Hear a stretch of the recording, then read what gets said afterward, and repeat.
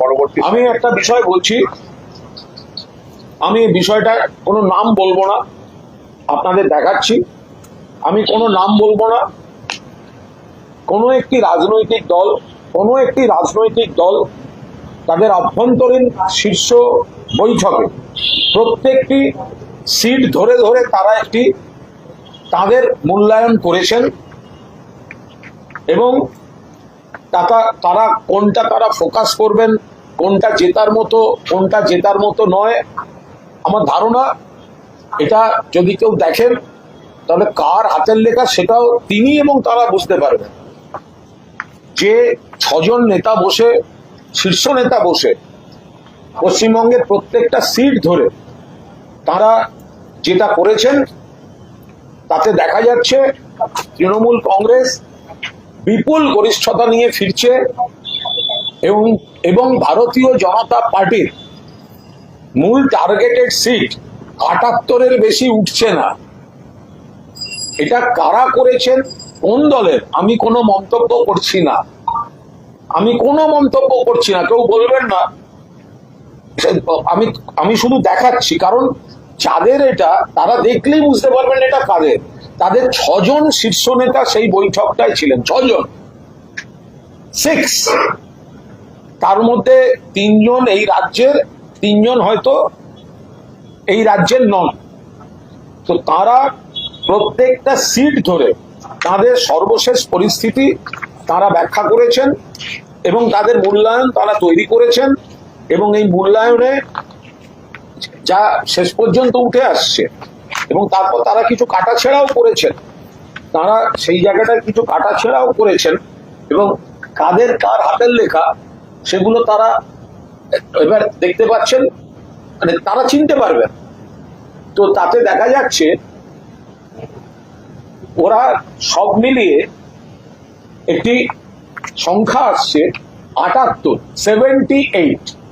তো 78 আসন কোন একটি দল, তৃণমূল নয়, তারা তাদের সর্বাধিক জয় সম্পর্কে নিশ্চিত 78টি কেন্দ্রে এবং তারপর তারা সেই অনুযায়ী শেষ 2-3 দিন এবং কাউন্টিং পর্যন্ত কোন কোন সিটে কতটা গুরুত্ব দেবেন তাদের শীর্ষ নেতৃত্ব যারা পশ্চিমবঙ্গে থাকেন না তাদের মতামত নিয়ে তারা 6 জন মিলে এটা তৈরি করেছিলেন।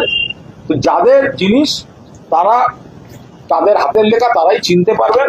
তাহলে আমাকে যেন আর নাম বলতে বাধ্য না করেন। আমি শুধু এইটুকু বলছি যে আমাদের বিরোধীরাও নিশ্চিত 200-র বেশি আসন নিয়ে, আমরা তো বলছি 230+, কিন্তু আমাদের বিরোধীরাও নিশ্চিত 200-র বেশি আসন 225-30 নিয়ে তৃণমূল কংগ্রেস মমতা বন্দ্যোপাধ্যায় নেতৃত্বে ফিরে আসছে এবং আমাদের কোনো একটি প্রতিপক্ষ পক্ষ তাদের শীর্ষ নেতাদের বৈঠকে একবারে একের মেখলিগঞ্জ থেকে প্রত্যেকটা সিট ধরে তাদের যে অ্যানালিসিস করেছেন তার বিভিন্ন গ্রেড করেছেন এবং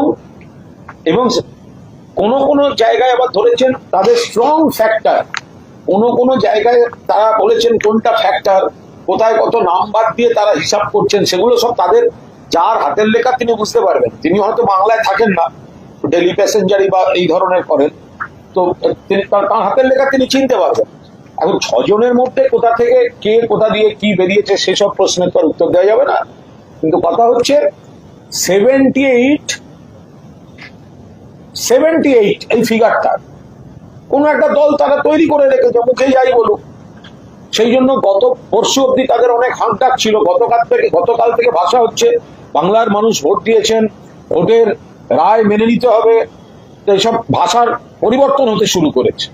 কোন আপনার দলের প্রতিপক্ষ যারা 78-এর সিট পাবে আমি বলতে পারছি না।